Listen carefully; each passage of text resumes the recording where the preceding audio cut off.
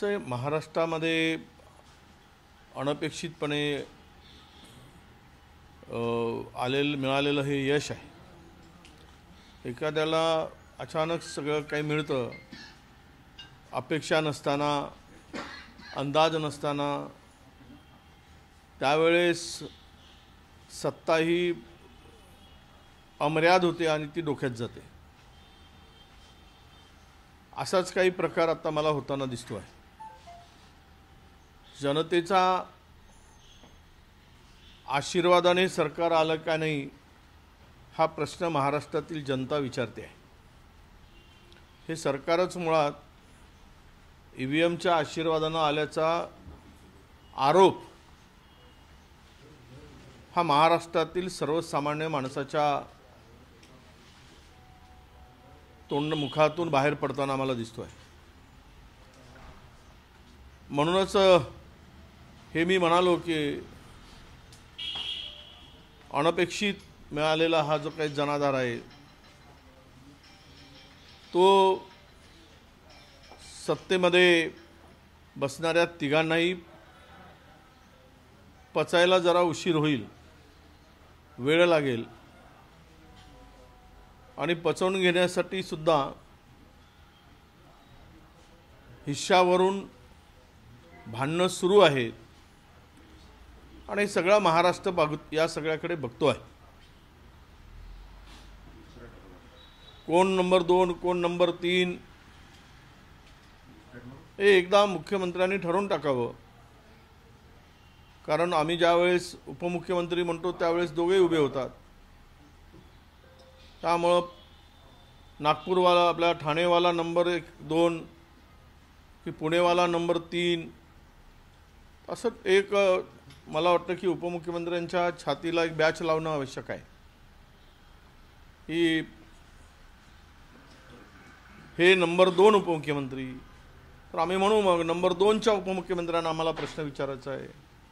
मग आम्ही म्हणू की नंबर 3 म्हटल्याबरोबर नंबर 3चे कोण, तर त्यांना आम्हाला प्रश्न विचारायचा आहे। सगळा जो काही सावळा गोंधळ आहे, आता खरं म्हणजे महाराष्ट्रामध्ये अनेक प्रश्न आहेत।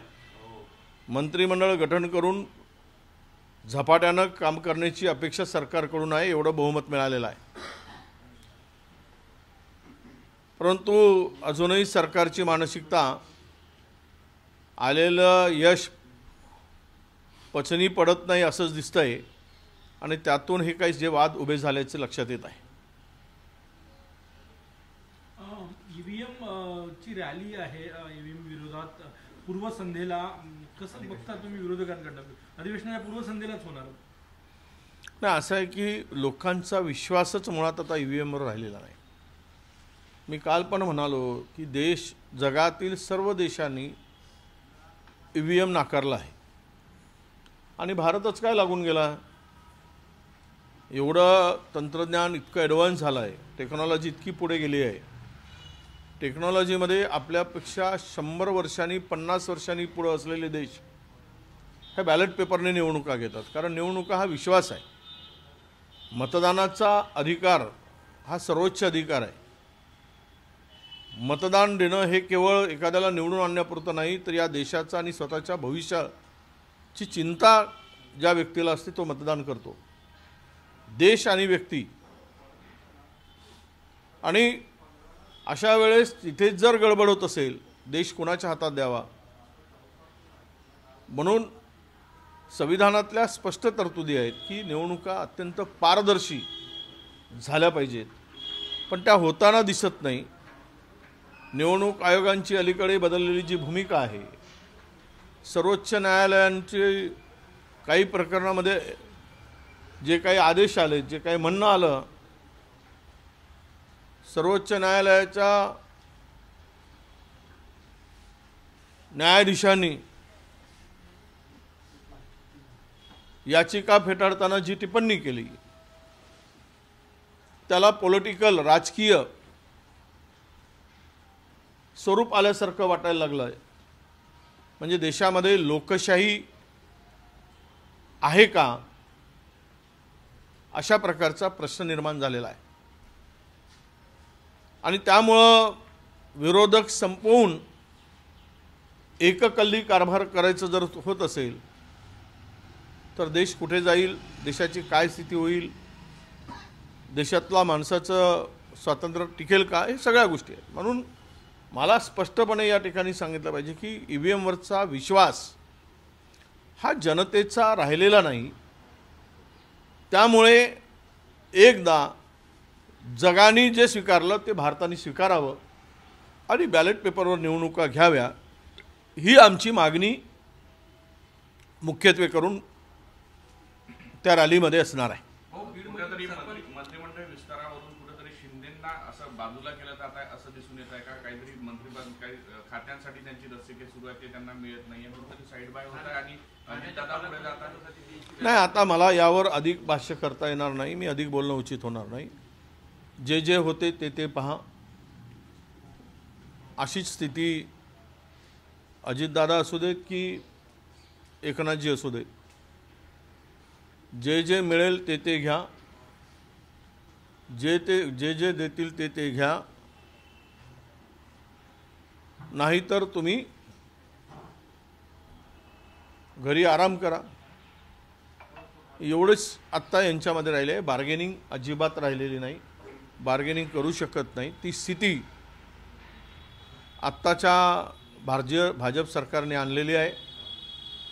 EVMच्या भरोशावर त्यांनी बरोबर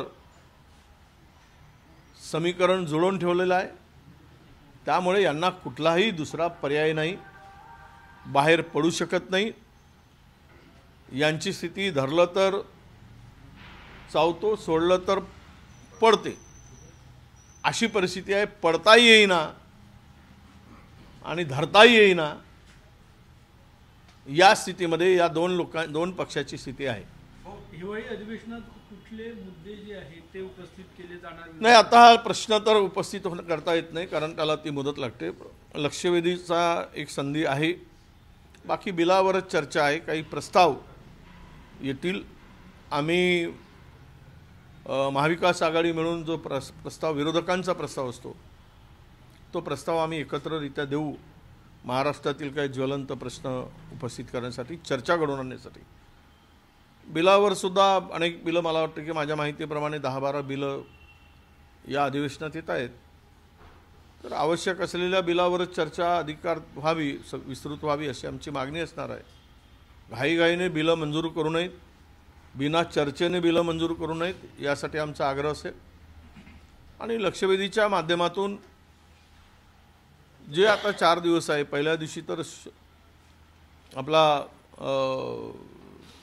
म्हणजे शोकसंवेदनाच व्यक्त करायचं आहे. त्यामुळे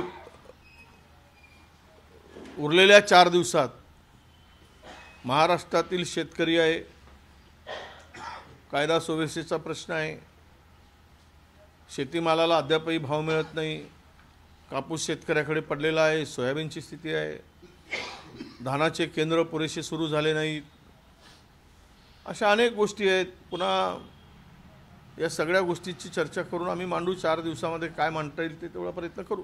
बीडमध्ये सरपंच संतोष देशमुख हत्या प्रकरणामध्ये अजित गटाचे जे आहेत वाल्मिक कराड, विष्णू चाटे आणि सुदर्शन मोरेवर गुन्हा दाखल करण्यात. नाही, आता सरपंचाला एका गावच्या प्रमुखाला उचलून घेऊन जातात, त्याचा खून करतात, तर राज्यात कायदा आणि सुव्यवस्थेचा धाक उरला काय, हा खरा प्रश्न येतो.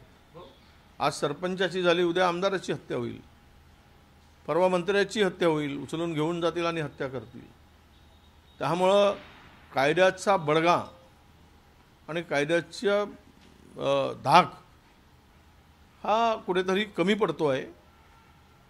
म्हणून अशा घटना अधिक होत आहेत. अशा घटना घडण्याची हिंमत, राजकीय असतील गुन्हेगार किंवा सराईत गुन्हेगार असतील, या सगळ्यामध्ये ही हिंमत वाढत चालली आहे. त्याचं हे लक्षण आहे. परभणीत जो प्रकार घडला, सर्वांकडून शांततेचं आवाहन केलं जातं. आम्ही पण केलं आहे. मी काल बोलताना म्हणालो की संविधानाच्या संदर्भात जे काही घटना घडली ती नको घडायला होती.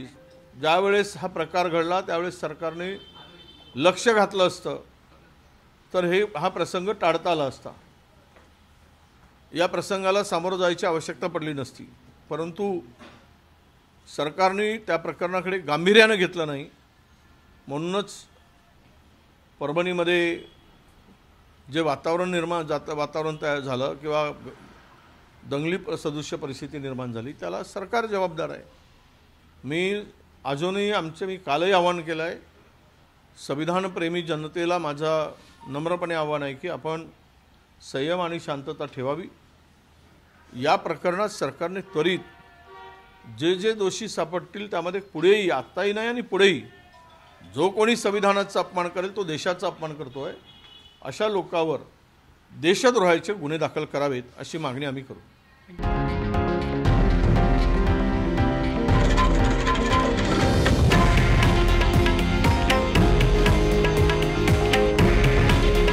हे आहे देशातील नंबर 1 न्यूज नेटवर्क आणि आपण पाहत आहात TV9 मराठी.